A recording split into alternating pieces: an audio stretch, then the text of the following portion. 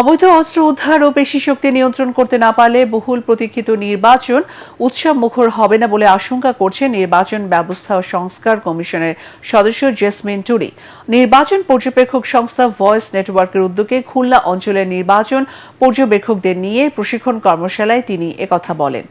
সকালে খুলনা শিল্পকলা academy theatre হলে আয়োজিত কর্মশালায় সংস্থার স্টিয়ারিং কমিটির সভাপতি এনায়েত হোসেন, ভয়েস নেটওয়ার্কের ভাইস চেয়ারম্যান অধ্যাপক ডক্টর শাহাবুল হক ও খুলনা বিভাগীয় অতিরিক্ত আঞ্চলিক নির্বাচন কর্মকর্তা রাজু আহমেদ অন্যান্যের মধ্যে বক্তব্য রাখেন। সঞ্চালনায় ছিলেন ভয়েস নেটওয়ার্কের সদস্য সচিব এবং এটিএন বাংলার প্রধান প্রতিবেদক একরামুল হক সান। খুলনা, বাগেরহাট ও সাতক্ষীরা জেলার নির্বাচনী আসনগুলোর ৩ শতাধিক পর্যবেক্ষক কর্মশালায় অংশ নেন।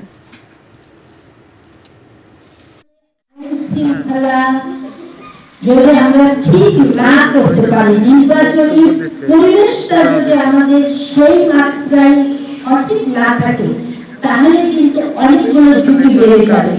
যেমন আছে অবৈধ অস্ত্র আছে এবং অবৈধ টাকা আছে, এই দুটো নির্বাচনকে বিলুপ্ত করার জন্য যথেষ্ট।